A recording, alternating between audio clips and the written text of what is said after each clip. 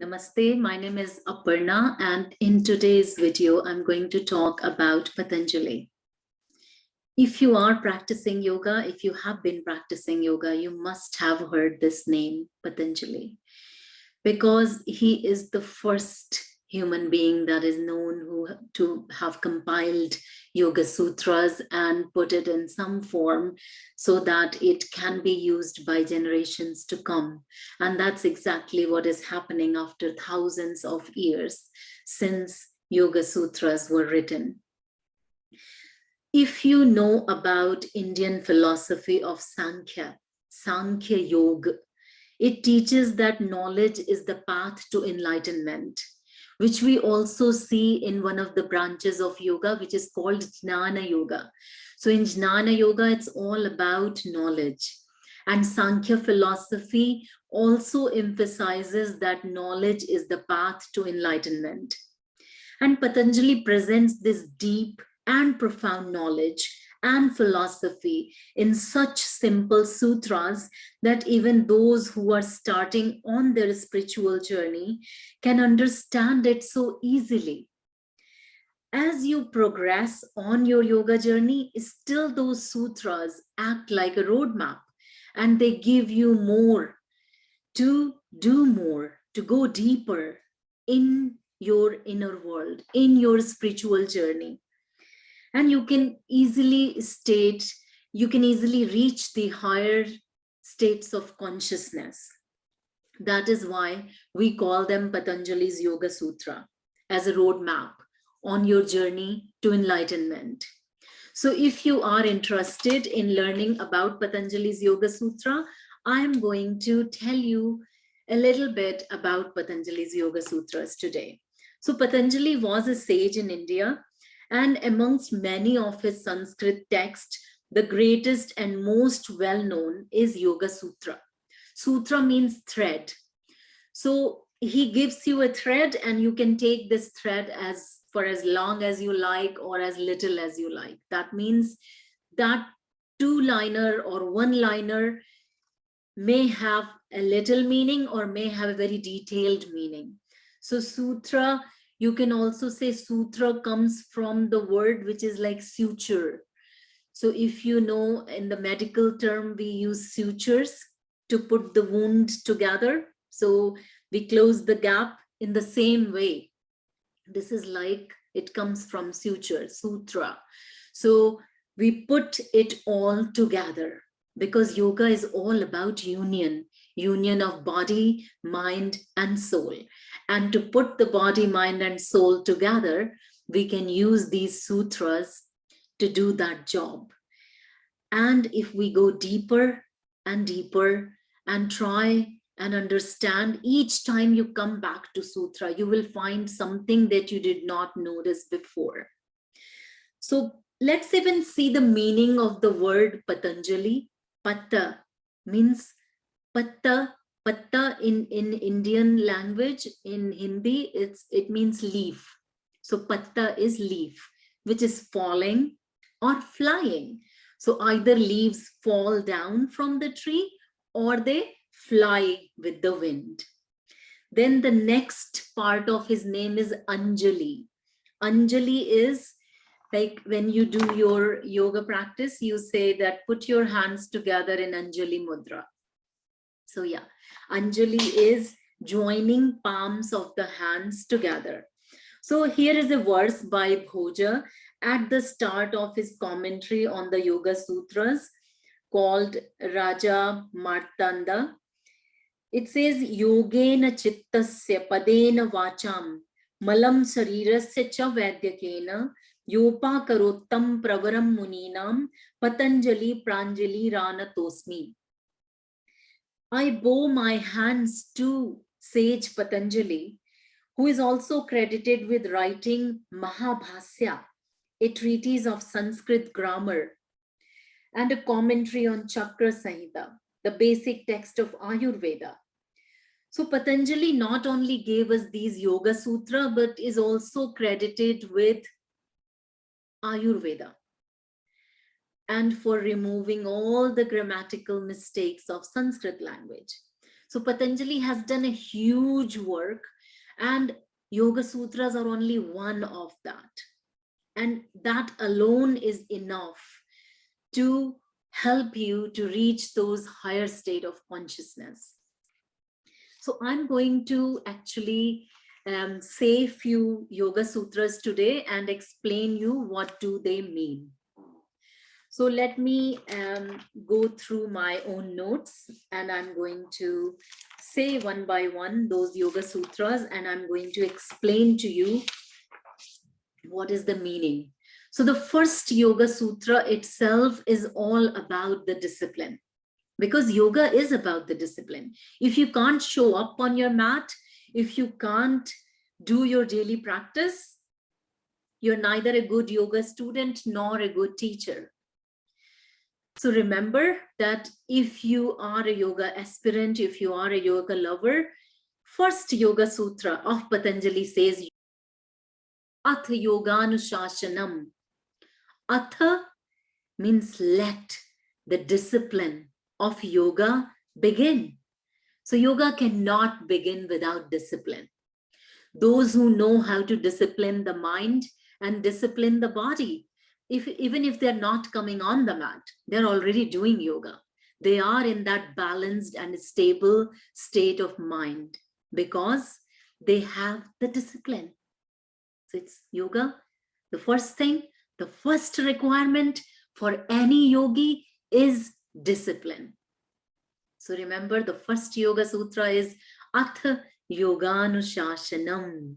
Let the discipline of yoga begin. Then the next one, that is my favorite, because as a mindfulness teacher, we work with mind and we learn how to work with our thoughts.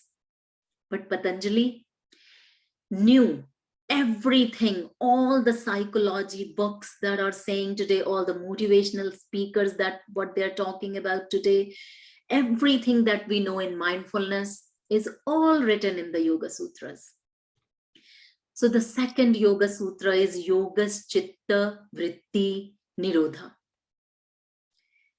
Means yoga is the cessation of the thought waves in the mind. So when you learn to work with your thoughts, when you know that it is time, that there is a gap between the thoughts, when you know that thoughts come and go and you don't get unnecessarily attached with those thoughts, then your mind is in the state of yoga. So balanced and stable state of mind is yoga. In Hindi, we say that man ki samta hi yog hai, and it's written in Bhagavad Gita as well. Then let's come to third Yoga Sutra. Like you can talk for hours only on the second Yoga Sutra, which is all about thoughts and slowing down these thoughts and stopping these thoughts. But for the purpose of this video, I will keep moving because I'm trying to give you as many Yoga Sutras as I can in this instance. So the third one is Tada Drastu Sarupe Vasthanam. And they're all linked to each other, because if you don't see the meaning of the second one, you will not be able to understand the meaning of the next one. Tada Drastu Sarupe Vasthanam means at that time, at the time of concentration, the seer, the Purusha, rests in his own unmodified state. So what is that state? At that time of concentration, that means when there are no thought waves, at that time, the Purusha, the seer, which is the observer, the one who is always present, the witness is watching, and it is resting in the unmodified state. How that state gets modified is when there is thought waves. So again, you can talk for hours only on this third Yoga Sutra, which says at the time of concentration, the Purusha, the seer, the observer, rests in his unmodified state.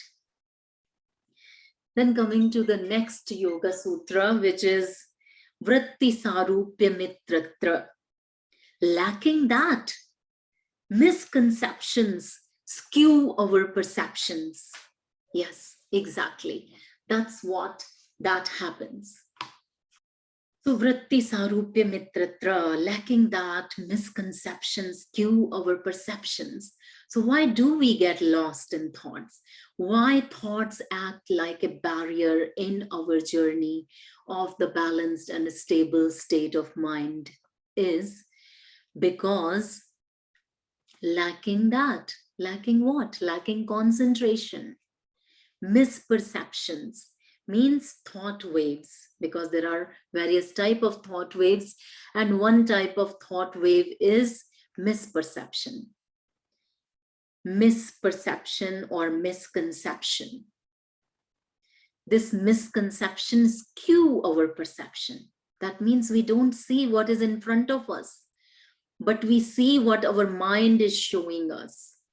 So if suppose I am to wear a colored glass now, which shows the whole outside as brown color, but it's not brown color. If I remove the glasses, it's nice sunny day. So in the same way, vrittis or those thought waves can skew our perception. Then the next one is vrittaya, panchattaya, klishta, klishta. So now Patanjali moves into the next Yoga Sutra to tell you that how many type of thought waves are there, which is the 5th Yoga Sutra, because we said in this one that misconception is also a vritti. This is also a thought wave. But before that, he said when the Purusha is in the state of concentration, at that time, he rests in his unmodified state. So the whole journey of Purusha is from the modified state into an unmodified state. How do we get there? How do we reach to that state? And this particular 5th Yoga Sutra is definitely going to help you to understand this. Vrittaya, panchattaya, klishta, klishta. Patanjali says that there are 5 types of vrittis, 5 types of misconceptions. And these 5 types are, some are agreeable and not painful, and some are painful and not agreeable. So some are painful, some are not painful. Klishta and aklishta. Sanskrit word klishta means painful, aklishta means not painful. So not all thought waves are painful and harmful. Some of them are and some of them aren't. And then after giving you these 5 type of thought waves, Patanjali goes on to explain you what are those different 5 type of thought waves. So he's making it easier for you to reach for the journey of Purusha, because the whole journey of yoga is the journey from Purusha and Prakriti, Prakriti to Purusha. Once they both meet with each other, the feminine and the masculine, the higher state of consciousness is achieved. And sometimes you get a glimpse of it, you get the touch of it, but you don't reach where you want to reach. So those 5 type of thought waves are pramana, viparya, vikalpa, nidra, smritya. Pramana means insight or seeing correctly. So of course it will be aklishta. It is not painful, because this is exactly what it is. It is a scientific evidence-based information, that is pramana. So Patanjali said the first type of thought wave is pramana. Then the second one is viparya. Viparya is error. We do make a mistake in understanding what it is. So it is viparya. And then vikalpa. Vikalpa is imagination. We go on our la la land and we think, oh, this will happen or that will happen. When I go there, he'll say that, he'll say this. So that is the state of vikalpa, imagination. It can be klishta, it can be aklishta.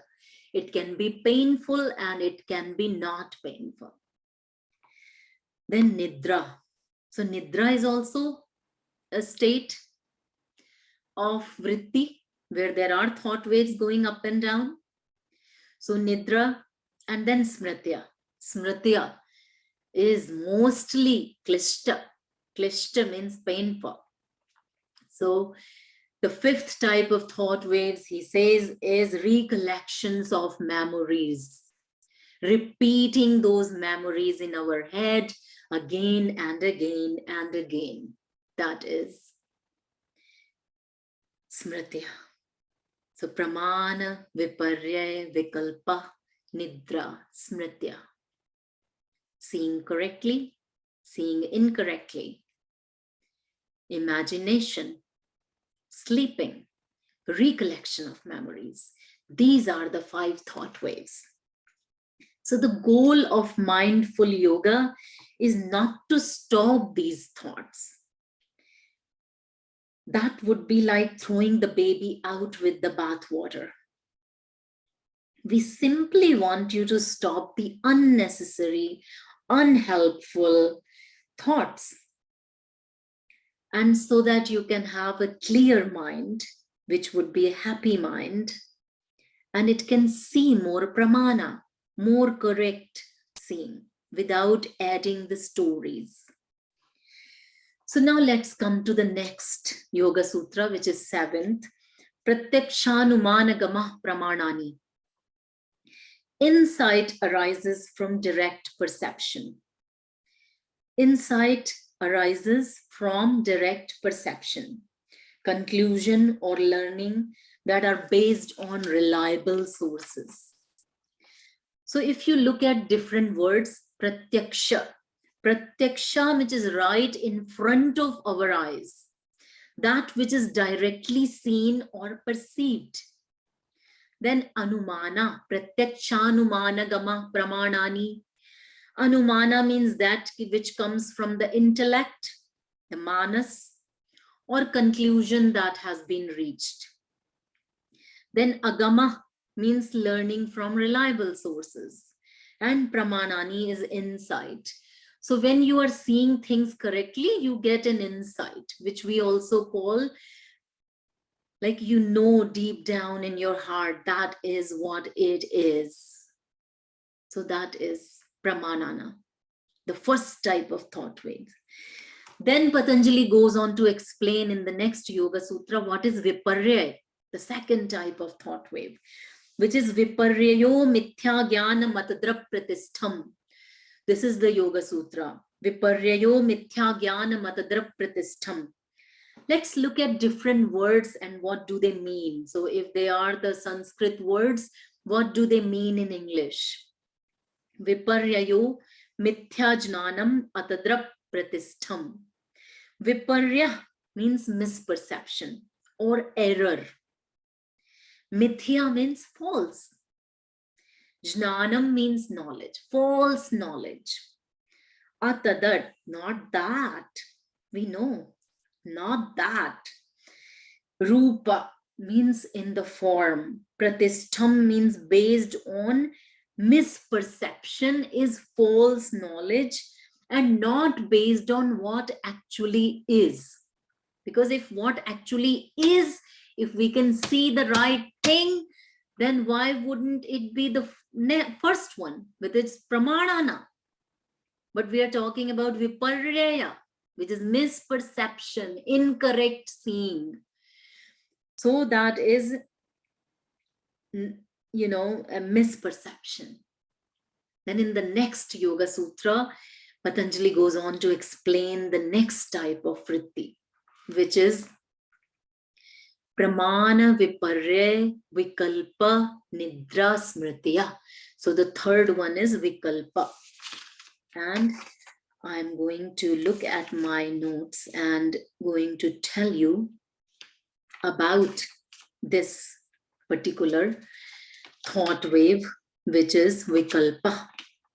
So Vikalpa, this Yoga Sutra, 9th one, it says, Shabda Jnananupati Vastu Shunyo Vikalpa. So in this Yoga Sutra, Patanjali is explaining what is Vikalpa, what is imagination. Stupid things learned or contents without any correspondence. Vastu means sunya, which is zero, can project a fantasy. So there isn't really anything, and we are making up this in our mind. So it is sunya, zero. Nobody is there. But in my head, so many people are there, and they are saying so many things. So this can occupy place in your inner perceptual space. Mental construction is Vikalpa, where we make up stories in our head. And they are not based on the Shabda Jnana. They're not based on the correct knowledge or Pramanana. And Vivekananda, when he wrote a book on Raj Yoga, he mentioned about this. He said verbal delusion follows from words having no corresponding reality. So it's all delusion. It's all delusion. Like, we say people that there are some mental health patients, they are imagining things, but to some extent we all are. We are all imagining things. We are all listening things in our head which are not there. So this is verbal delusion follows from the words having no corresponding reality. This type of vritti is called Vikalpa. And as soon as we hear a word, without waiting, if somebody said, I want to tell you something, you immediately jump onto conclusion what this person is going to say, and you almost sometime even say it out. So we jump onto conclusion immediately. It is a sign of weakness. If you cannot be quiet and hear what the other person has to say and start to think your own story or the next thing that you are going to say, then this is a sign of weak chitta. Chitta is your inner perceptual space. So you have weakness in the chitta. And the stronger the mind, the stronger the chitta. So when there is weakness in the chitta, we need more restraint, more control. But if somebody is in the state of anger, they have so many vrittis up and down, their thoughts are going so fast, their heartbeat is fast, their hands are clenched, their shoulders are tight, their whole body is in that state, and they're shouting, they're screaming, their eyes are coming out. So that state of anger, vrittis are really exhausting the poor person. So if somebody is angry in front of you, you should be feeling sorry for them and not be getting angry in response to their anger, because two angry people will never bring a peace. But if you keep calm, if you do not come from the same space, then there's a chance that you might throw water on the fire of anger. How does that sound? Good, isn't it? So it's possible that if somebody is going in this state of vritti, you stay calm and you can make them calm. Then the next Yoga Sutra is Abhava Pratyalambana Vritti Nidra. So Nidra is another thought wave when all the external sensory impressions come to a halt. That means you are sleeping. Nobody's making any noise, so your ears are not listening to anything. Your eyes are closed. You're not seeing anything. So the senses are quiet. The external senses are quiet. And at that state, still there is something happening in the chitta, there is something happening which is causing the vrittis. So dullness, that state of dullness is called nidra, sleep, yoga nidra, when you practice yoga nidra. So that nidra is created in your inner perceptual space. It is based on the absence of impressions from the external senses. So sleep is a vritti which embraces the feeling of voidness. And sleep is a type of vritti, or dream is a type of vritti as well, a thought wave. When we wake up, we say that we were sleeping. We can only have memory of sleep. If during sleep the mind has no waves, it would have no perception, positive or negative. And therefore, you wouldn't remember. But sometimes you see a dream and you remember. You wake up and you say, I have seen a dream and I know what it was. So vrittis have potential to turn into smriti, which means all these vrittis have potential to turn into smriti, which is memory, recollection. A big, that big of a box inside the mind, which holds all the information. So what does Patanjali say about smriti, the memory? Anubhuta vishaya samprosham smriti. Anubhuta vishaya sampramosha smriti. If a projection does not completely fade, a memory arises in your inner perceptual space, which means if something remains unresolved, we don't remember everything.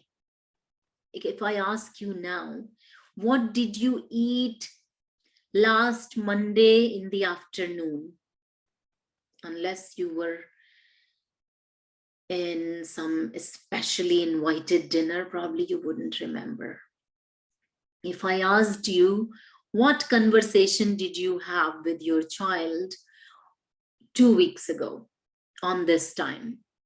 You would think, how will I remember? Yeah. So we don't remember everything, but we remember most of the things, according to Patanjali, that do not completely fade. Something happened which left a lasting impression on the chitta, your inner perceptual space, and then it left the memory. And those memories will come back because our mind holds the information in network. So when something similar will happen, these memories will come back. So with that, I'm ending this particular video on Yoga Sutras because I have covered the most profound knowledge of Patanjali and his Yoga Sutra. So I've told you who was Patanjali. I told you what is Sankhya Yoga. I told you what is Indian philosophy of yoga. And then I've told you about Patanjali's first Yoga Sutra about discipline, second Yoga Sutra about Chitta Vritti Nirodha, defining the yoga as a cessation of the thought waves in the mind. Then I told you that when the Purusha is not in that state of concentration, then he's in that modified state. And when he's unmodified state, he's in a state of concentration. And then I told you about Patanjali's Yoga Sutra, where he gives you 5 types of thought waves. And then according to his Yoga Sutras, I explained to you what are those 5 thought waves. So I think that is enough for this particular video, but we will meet again and I will bring you more Yoga Sutras, more knowledge. If you are interested in yoga philosophy, if you have a yoga teacher training institute and you're looking for a teacher who can teach your students about Bhagavad Gita, about Yoga Sutras, then I'm here at your service. please do reach out. And we will meet again soon. Namaste. And don't forget to tune into Yoga Newsroom